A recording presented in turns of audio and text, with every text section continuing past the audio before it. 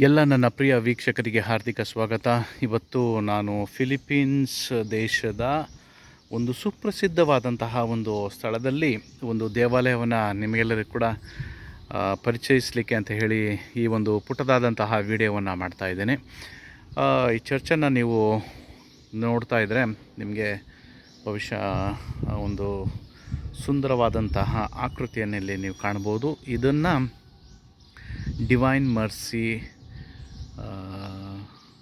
ದೇವಾಲಯ ಎಂದು ಕರೀತಾರೆ.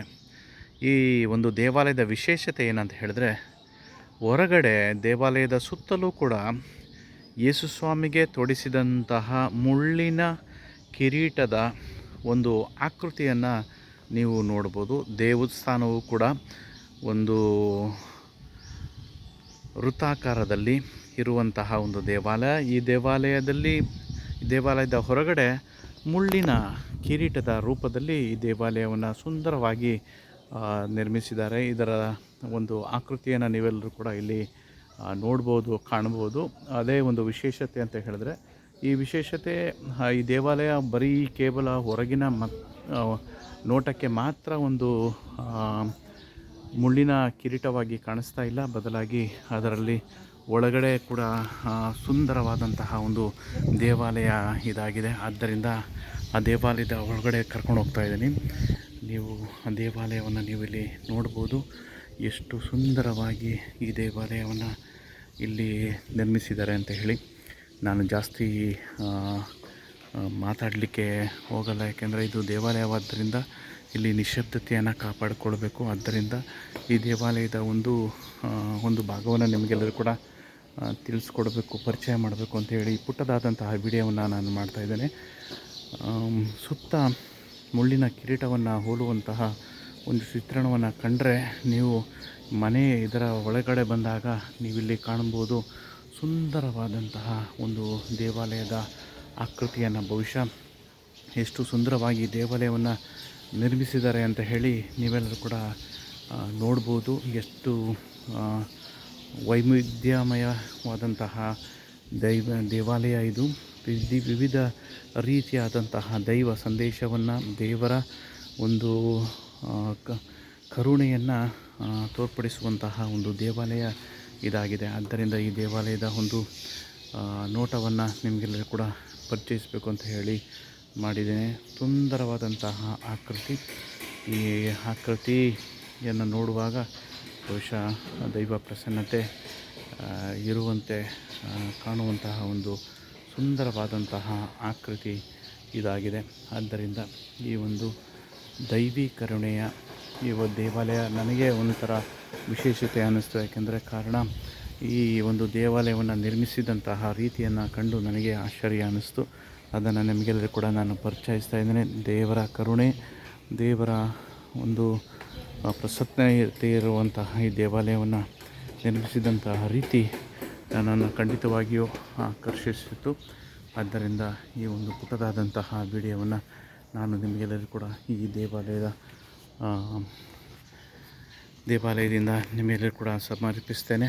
ಅದೇ ರೀತಿ ದೇವಾಲಯವನ್ನು ನೀವು ಬಿಟ್ಟು ಹೊರಗಡೆ ಬಂದರೆ ಒಂದು ಸುಪ್ರಸಿದ್ಧವಾದಂತಹ ಒಂದು ದೈವಿಕರುಣೆಯ ಒಂದು ಯೇಸುಸ್ವಾಮಿಯ ಪ್ರತಿಮೆಯನ್ನು ಕೂಡ ಇಲ್ಲಿ ಪ್ರತಿಷ್ಠಾಪಿಸಿದ್ದಾರೆ. ಅದು ತುಂಬ ಸುಪ್ರಸಿದ್ಧವಾದಂತಹ ಒಂದು ಪ್ರತಿಮೆ ಇದಾಗಿದೆ. ದೈವಿಕರುಣೆಯ ಒಂದು ಸುಪ್ರಸಿದ್ಧವಾದಂತಹ ಪ್ರತಿಮೆ. ಆ ಪ್ರತಿಮೆಯನ್ನು ತೋರಿಸ್ಲಿಕ್ಕೆ ಅಂತ ಹೇಳಿ ನಾನು ಆ ಕಡೆ ನಿಮ್ಮನ್ನು ಕರ್ಕೊಂಡು ಹೋಗ್ತಾಯಿದ್ದೀನಿ. ಬಹುಶಃ ನನಗೂ ಕೂಡ ಅತೀ ಸಂತೋಷವಾದಂತಹ, ಅತೀ ಎತ್ತರವಾದಂತಹ ಒಂದು ಯೇಸುಸ್ವಾಮಿಯ ಪ್ರತಿಮೆಯನ್ನು ನೋಡಿದಂತಹ ನನಗೆ ಆಶ್ಚರ್ಯ ಅನ್ನಿಸ್ತು. ಏಕೆಂದರೆ ಅಷ್ಟೊಂದು ದೊಡ್ಡದಾದಂತಹ ಒಂದು ಪ್ರತಿಮೆಯನ್ನು ಇಲ್ಲಿ ಮಾಡಲಾಗಿದೆ. ಪ್ರತಿಮೆ ಕೇವಲ ಒಂದು ಯೇಸುಸ್ವಾಮಿಯ ಒಂದು ಪ್ರತಿಮೆಯಲ್ಲ, ಆದರೆ ಒಂದು ಕಡೆಯಿಂದ ಈ ಒಂದು ಪ್ರತಿಮೆಗೆ ಇಳಿದು ಮೇಲೆ ಹತ್ತಿ ಹೋಗಿ ಯೇಸುವಿನ ಹೃದಯ ಭಾಗದಲ್ಲಿ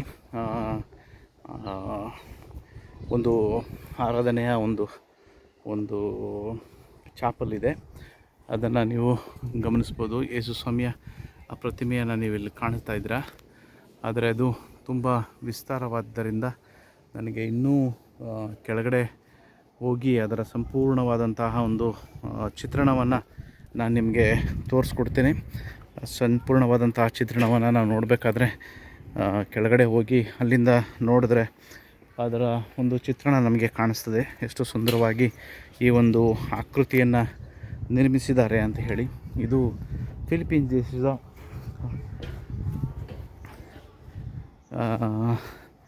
ಕಾಯಾನ್ ದಿಯೋರೋ ಎಂಬಂತಹ ಒಂದು ಸ್ಥಳದಲ್ಲಿ ಇರುವಂತಹ ಒಂದು ಸುಂದರವಾದಂತಹ ಆಕೃತಿ ಇದಾಗಿದೆ.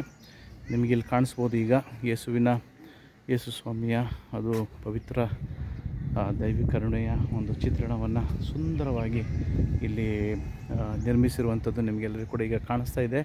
ಅದು ಎಷ್ಟು ಸುಂದರವಾಗಿ ಅದನ್ನು ನಿರ್ಮಿಸಿದ್ದಾರೆ ಅಂಥೇಳಿ. ಆದರೆ ಈ ಒಂದು ನಿರ್ಮಿಸಿರುವಂಥ ಜಾಗಕ್ಕೆ ನೀವು ಅದನ್ನು ಗಮನಿಸಿದರೆ ಅದರ ಒಂದು ವಿಶೇಷತೆಯನ್ನು ಕಂಡುಹಿಡಿಬೋದು ನೀವು.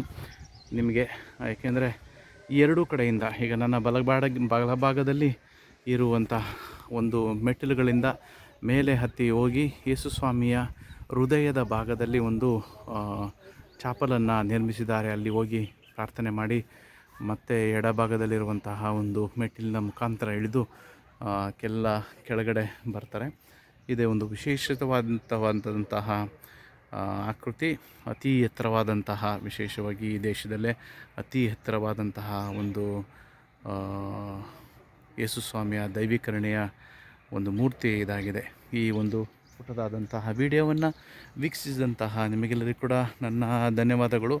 ಇದೊಂದು ವಿಶೇಷತೆ ಅನ್ನಿಸ್ತು, ಆದ್ದರಿಂದ ಇದೊಂದು ಪುಟ್ಟದಾದಂತಹ ವಿಡಿಯೋವನ್ನು ನಿಮಗೆಲ್ಲರಿಗೂ ಕೂಡ ಮಾಡ್ತಾ ಇದ್ದೇನೆ. ಧನ್ಯವಾದಗಳು.